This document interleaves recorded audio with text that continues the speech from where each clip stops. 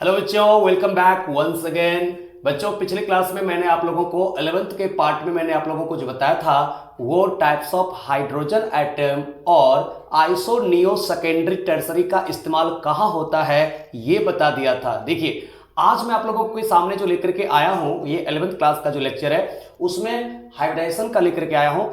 Hybridisation से क्या क्या पूछता है नीट एग्जाम में और क्या क्या पूछता है आप लोगों को जो स्कूल का एग्जाम होता है उसमें हम लोग देख लेते हैं। बहुत आसान आसान क्वेश्चन यहां से पूछा जाता है हाइब्रिडाइजेशन में। तो मैं आपको पहले सिखाना चाहता हूं हाइब्रिडाइजेशन हम लोग निकालते कैसे हैं। आप लोग जानते हो बच्चों, जो SPDF ये जो आप लोग देखते हो इसको हम लोग कहते हैं एटॉमिक ऑर्बिटल। ध्यान दीजिएगा, जितने भी आप लोग यहां पे देखते हो जब तक S अलग होता है, P अलग होता है, D अलग होता है, F अलग होता है, इसको कहा जाता है प्योर एटॉमिक ऑर्बिटल। ध्यान रखिएगा, इसको कहा जाता है प्योर एटॉमिक ऑर्बिटल। जी हां, और अगर आप देखते हो SP, SP2, SP3, SP3D और भी देखते हो आप लोग दिस दैट, यहां पे लगातार आप देखते रहते हो सारे के सारे SP3D2, SP3D3 ये सब देखते हो ना, ये सारे के सारे इसको हम लोग कहते हैं अब हाइब्रिड ऑर्बिटल। पहली तो आप इसको ध्यान रखिएगा, ये जो लिखा रहता है 1s 1p के साथ इंटरमिक्सिंग हुआ तो sp बना, 1s का 2p के साथ इंटरमिक्सिंग हुआ तो इसको हम लोग sp2 कहते हैं। और अगर 1s प्योर एटॉमिक ऑर्बिटल का 3p ऑर्बिटल के साथ इंटरमिक्सिंग हुआ उसको हम लोग sp3 कहते हैं। और 1s 3p और 1d के साथ हुआ इंटरमिक्सिंग तो उसको हम लोग sp3d कहते हैं। इसी प्रकार से 1s 3p 2d होगा तो sp3d2 कहेंगे, 1s 3p और 3d के साथ इंटरमिक्सिंग होगा तो उसको हम लोग sp3d3 कहते हैं। इसको निकालने से पहले मैं आप लोगों को बता देना चाहता हूं बच्चों कि जितने भी सिंगल बॉन्ड होगा, जितने भी all single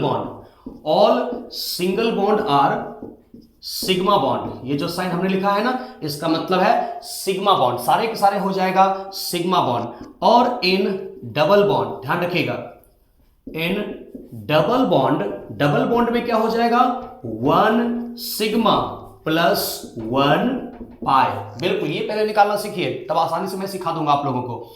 in double bond 1 sigma plus 1 pi bond. अगर हम लोग बातें करें इन ट्रिपल बॉन्ड, तो ट्रिपल बॉन्ड की बातें करें बच्चों, यहां पे होता है इसके केस में 1 सिग्मा प्लस 2 पाई। इसको ध्यान रखिएगा सबसे पहले, क्योंकि इसी के हेल्प से हम लोग आगे निकालने वाले हैं। तो जितने भी आपको कहीं पे किसी दो एटम के बीच में सिंगल बॉन्ड है, एक ही बॉन्ड है, आप कहिएगा कि वो सिग्मा बॉन्ड होगा।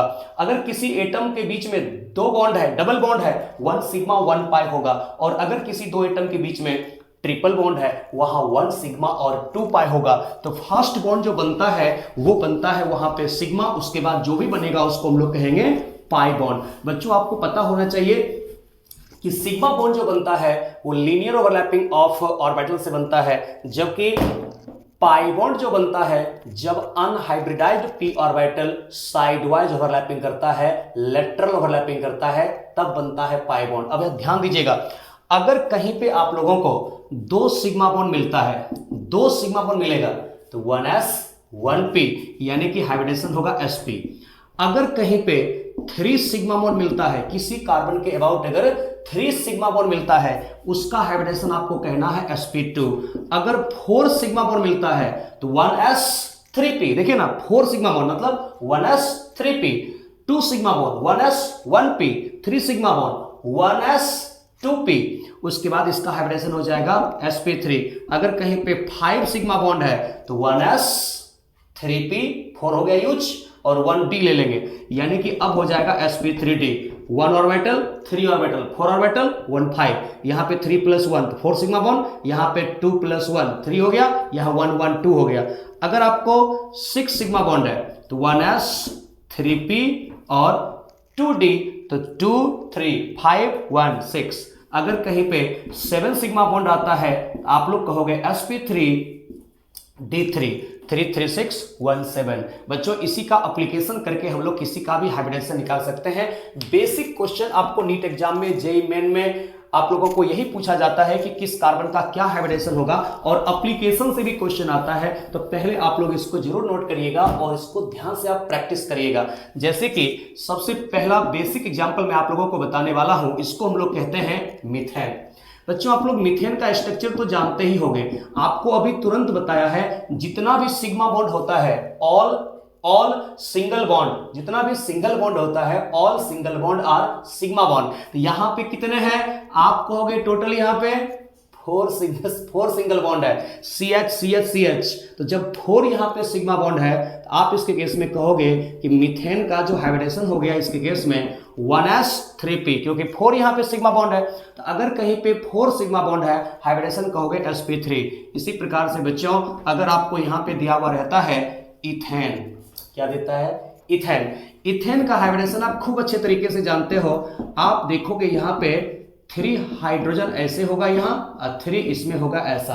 आप देखिएगा ध्यान से 1 2 3 4 इस कार्बन के अबाउट, प्रत्येक कार्बन के अबाउट इंडिविजुअल निकाला जाता है। बहुत बच्चा गलती करता है, क्या सर 1 2 3 4 5 6 7, ऐसा नहीं बाबू, प्रत्येक कार्बन का इंडिविजुअल निकाला जाता है हाइब्रिडेशन। तो यहां पे 1 सिग्मा 2 सिग्मा 3 सिग्मा, इस कार्बन का अलग निकालना है और इस कार्बन का अलग निकालना है। तो प्रत्येक कार्बन का अलग अलग आप सिग्मा बॉन्ड काउंट करिए, तो जितना भी सिंगल बॉन्ड है वो सिग्मा बॉन्ड है। ये भी सिंगल है, ये भी सिंगल है, ये भी सिंगल है, ये भी सिंगल है, मैं भी सिंगल हूं। इसके बाद देखोगे यहाँ पे तो क्या होगा 1 2 3 4, तो 4 सिग्मा बॉन्ड हो गया। इसके बाद देखो 1 2 3 4 4 सिग्मा बॉन्ड हो गया, मतलब इसका हाइब्रिडेशन जो यहां से पूछेगा वो आप कहोगे sp3 प्रत्येक कार्बन के अबाउट, इसका भी sp3 इसका भी sp3, मतलब टोटल sp3 कार्बन का संख्या कितना है, टोटल sp3 कार्बन का संख्या यहाँ पे 2 है। तो मीथेन और इथेन दोनों का हाइब्रिडेशन यहाँ पे sp3 होगा। उसके बाद देखिए अगर मैं थर्ड में बातें करूं,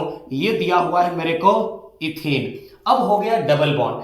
डबल बॉन्ड में आप लोग जानते हो कि 1 सिग्मा 1 पाई होता है। तो ये कार्बन कार्बन डबल बॉन्ड के अबाउट इस तरीके से हम लोग रख लेते हैं यहाँ पे। अब इसमें देखिए हम लोग करेंगे क्या, बोला जैसा कि मैंने प्रत्येक कार्बन के अबाउट बारी बारी से इंडिविजुअली निकाला जाता है। तो इस कार्बन के अबाउट देखो 1 सिग्मा 2 सिग्मा और ये एक तीसरा सिग्मा। और डबल बॉन्ड में क्या होता है, डबल बॉन्ड में 1 सिग्मा होता है और 1 पाई बॉन्ड होता है। तो यहां इस कार्बन के अबाउट 1 सिग्मा 2 सिग्मा 3 सिग्मा, तो डबल बॉन्ड में 1 सिग्मा 1 पाई, तो 1 सिग्मा, ये सिंगल बॉन्ड है, ये भी सिंगल बॉन्ड है, तो हो गया 1 2 3, यानी इस कार्बन का हाइब्रिडेशन sp2। इसके बाद 1 सिग्मा 2 सिग्मा और बीच वाला जो सिग्मा होता है जो दोनों कार्बन के बीच में होता है वो दोनों के लिए कॉमन होता है। आप कहोगे इस कार्बन का भी हाइब्रिडेशन क्या होता है sp2। इसके अबाउट अलग निकालना है, इसके अबाउट अलग निकालना है, दोनों के अबाउट हम लोग कहेंगे sp2 हाइब्रिडेशन हो गया है। इसी तरीके से अगर मैं आपको देता हूं CH triple bond CH, okay, acetylene, इसको हम लोग कहते हैं एसिटिलीन या इसी को हम लोग कहते हैं इथाइन। तो प्रत्येक कार्बन के अबाउट आपको इंडिविजुअली निकालना है हाइब्रिडेशन। तो बच्चों कार्बन और हाइड्रोजन के बीच में सिग्मा बॉन्ड होता है, वो सिंगल बॉन्ड है तो सिग्मा बॉन्ड होता है। अब ये ट्रिपल बॉन्ड है, तो ट्रिपल बॉन्ड में 1 सिग्मा 2 पाई बॉन्ड होता है। तो जहां कहीं भी ट्रिपल बॉन्ड आपको दिया होगा तो 1 सिग्मा 2 पाई, तो ये एक सिग्मा ये एक सिग्मा, तो मात्र इस कार्बन के अबाउट 2 सिग्मा बॉन्ड है। तो अभी तुरंत आपको सिखाया है कि अगर 2 सिग्मा बॉन्ड है मतलब 1s 1p ऑर्बिटल, यानी कि होगा हाइब्रिडेशन sp। और इसके अबाउट भी देखिए यहां 1 सिग्मा जो सिंगल होगा सिग्मा होगा, और ये भी ट्रिपल बॉन्ड में एक ही सिग्मा, तो 1 सिग्मा 2 सिग्मा, यानी कि हाइब्रिडेशन क्या हो जाएगा sp। इसलिए बच्चों आप ये भी कह सकते हो अगर किसी कार्बन के अबाउट 0 पाई बॉन्ड है, एक भी पाई बॉन्ड नहीं है, मतलब 4 सिग्मा बॉन्ड होगा, हाइब्रिडेशन हो जाएगा वहां पे sp3। अगर किसी कार्बन के अबाउट 1 पाई बॉन्ड है, मतलब वहां पे 3 सिग्मा बॉन्ड होगा, यानी कि sp2 हाइब्रिडेशन होगा। और अगर किसी कार्बन के अबाउट 2 पाई बॉन्ड है, मतलब वहां पे आप कहोगे कि 2 सिग्मा बॉन्ड होगा, यानी कि वहां पे sp हाइब्रिडेशन होगा। क्योंकि बच्चों जानते हो ना कार्बन बना सकता है मैक्सिमम कितने बॉन्ड, 4। तो अगर यहां पे नंबर ऑफ पाई बॉन्ड के आधार पे आपको बताऊं तो number of pi bond about carbon atom, ठीक है। तो number of pi bond with carbon atom, और एक तरफ यहां पे लिख देता हूं टाइप्स ऑफ हाइब्रिडेशन। तो अगर number of pi bond with carbon atom 0 है, मतलब चारों का चारों सिग्मा होगा, यानी कि इसका हाइब्रिडेशन होगा sp3। अगर किसी कार्बन के अबाउट 1 पाई बॉन्ड आ रहा है मतलब होगा 3 सिग्मा बॉन्ड, हाइब्रिडेशन उसका होगा sp2। और अगर किसी कार्बन के अबाउट 2 पाई बॉन्ड आ रहा है इसका मतलब वहां पे 2 सिग्मा बॉन्ड होगा, हाइब्रिडेशन इसका हो जाएगा sp। तो ध्यान रखिएगा 0 पाई बॉन्ड है, अगर किसी कार्बन के अबाउट पाई बॉन्ड है ही नहीं sp3 हाइब्रिडेशन होगा, 1 पाई बॉन्ड है sp2 हाइब्रिडेशन होगा, और अगर 2 पाई बॉन्ड है sp हाइब्रिडेशन होगा। इसी कॉन्सेप्ट के आधार पे कुछ क्वेश्चन मैं आप लोगों को पहले प्रैक्टिस कराना चाहता हूं, ध्यान से सुनिएगा आप अच्छे तरीके से। जैसे कि आप फिर से देखिए फर्स्ट क्वेश्चन कोई एक लेकर के, यहां पे CH2 double bond CH and CH3, बच्चों इसको कहते हैं हम लोग प्रोपेन। क्या कहते हैं? प्रोपेन। तो देखिए इस कार्बन के अबाउट 1 पाई बॉन्ड है ना, इस कार्बन के अबाउट 1 पाई बॉन्ड मतलब 2 है हाइड्रोजन। तो कार्बन और हाइड्रोजन के बीच में जब भी हम लोग कहेंगे बॉन्ड वो सिग्मा होगा, तो कार्बन और हाइड्रोजन के बीच में सिग्मा बॉन्ड होगा। तो यहां पे है 2 हाइड्रोजन मतलब 2 सिग्मा, और 1 सिग्मा यहां है और 1 पाई बॉन्ड है, और जिस कार्बन के अबाउट 1 पाई बॉन्ड है मतलब उसका हाइब्रिडेशन क्या होने वाला है? sp2।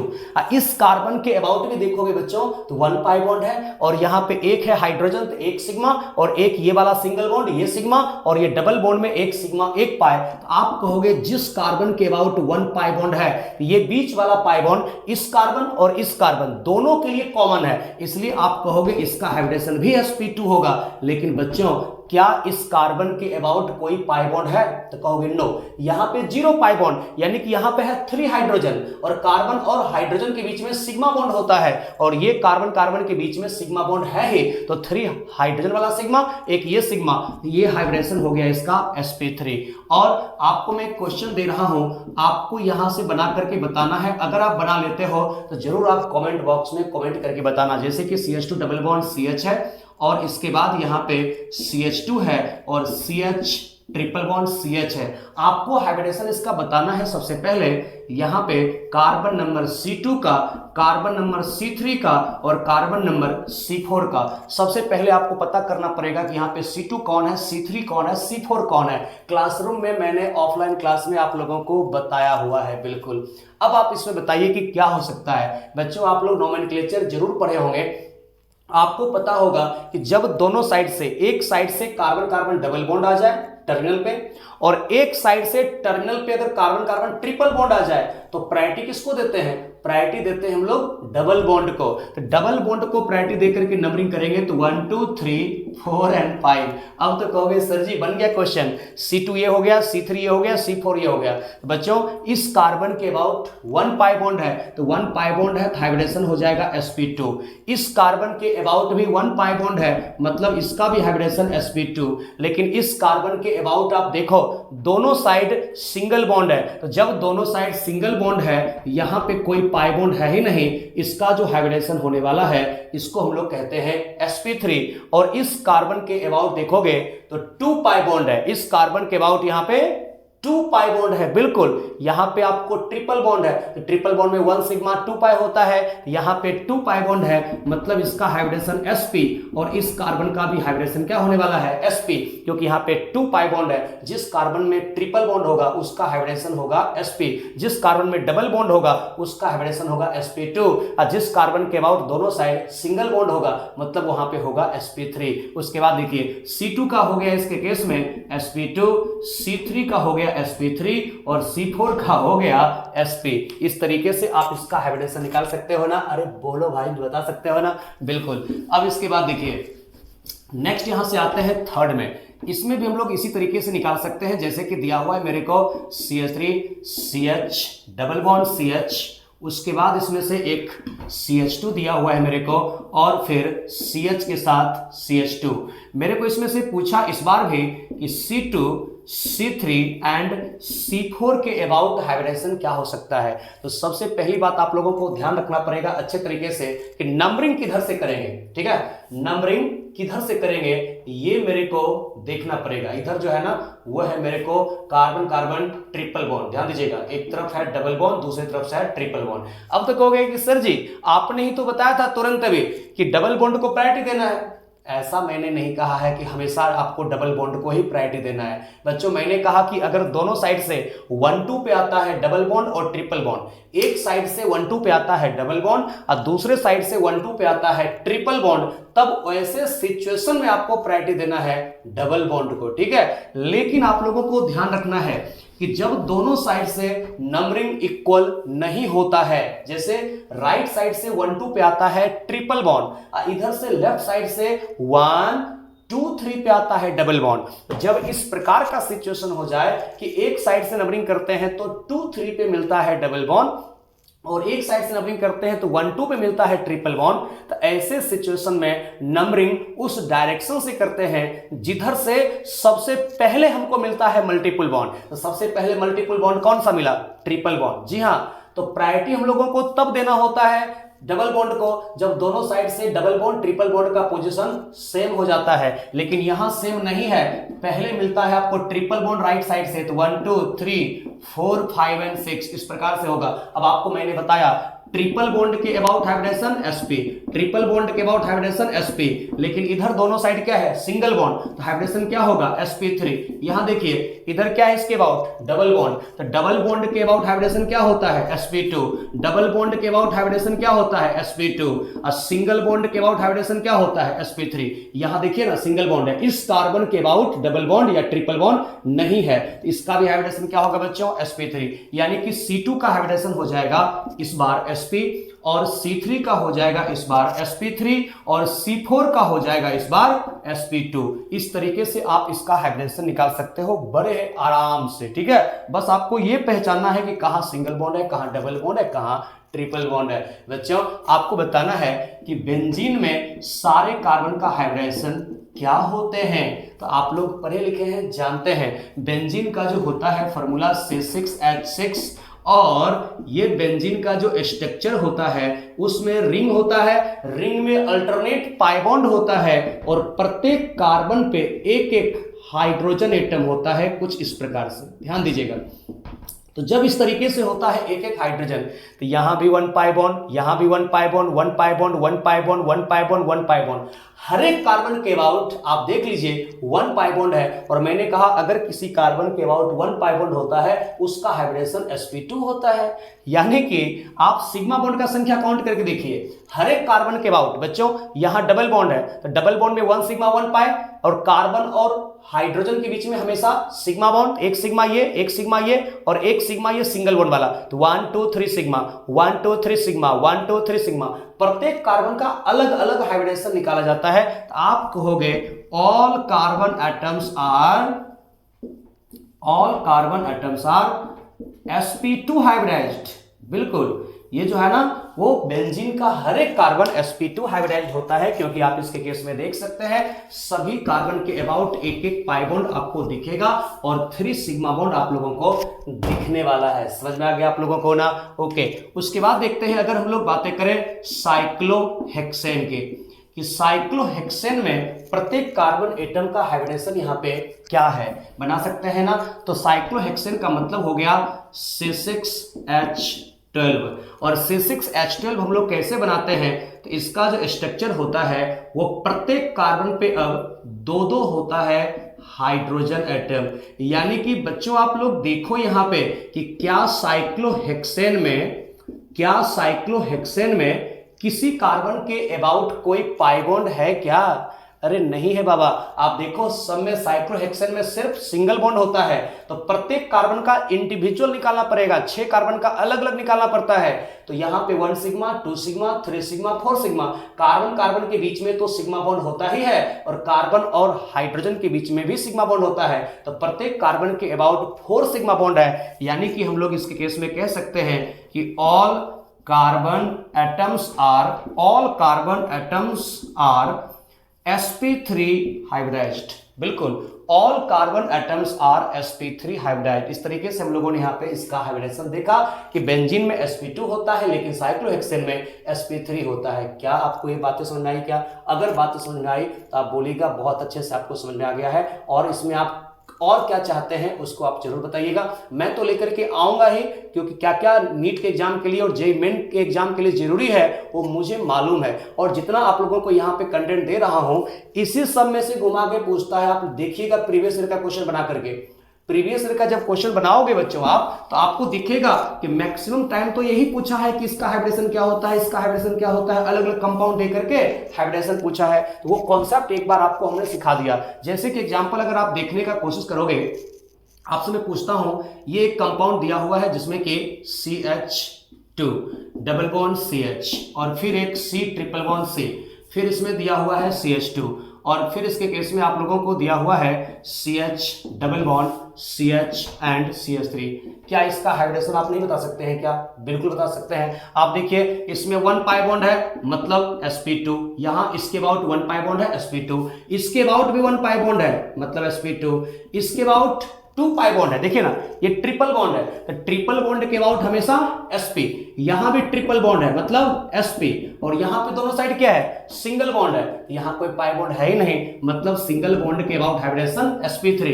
यहां पे देखिए बच्चों डबल बॉन्ड है, तो जिस कार्बन के अबाउट डबल बॉन्ड होता है उसका हाइब्रिडेशन क्या होता है, sp2। अब इसमें भी देखेंगे तो डबल बॉन्ड है मतलब sp2, और यहां इस कार्बन के अबाउट सिंगल बॉन्ड है मतलब 3 हाइड्रोजन है, तो 3 सिग्मा बॉन्ड हाइड्रोजन वाला और एक ये कार्बन वाला, यानी कि 4 सिग्मा बॉन्ड हो गया। इसका भी हाइब्रिडेशन हम लोग क्या कहने वाले हैं, sp3। इसको भी आप अच्छे तरीके से नोट कर लीजिए बच्चों।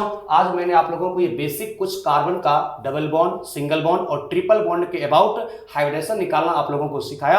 अगले क्लास में लेकर के आऊंगा तो वहां पे आप लोगों को सिखाऊंगा पायरोल में, पायरिडीन में, फ्यूरान में, थायोफिन में, कार्बोकटाइन में, कार्बेनाइन में, फ्री रेडिकल में क्या क्या हाइब्रिडेशन कैसे निकालते हैं। उसके बाद इसका एप्लीकेशन बताऊंगा, खास करके बहुत इंपॉर्टेंट, बॉन्ड लेंथ हो गया, बॉन्ड एनर्जी हो गया, बॉन्ड स्ट्रेंथ हो गया, इलेक्ट्रोनेगेटिविटी हो गया, ये सब का क्या एप्लीकेशन होता है वो मैं बताऊंगा। और नीट में जितने भी क्वेश्चन पूछा है, जिस प्रकार से पूछा है, सबको बताने का मैं कोशिश करूंगा। जेईई मेन में जो क्वेश्चन पूछा है उसको भी बताने का कोशिश करूंगा।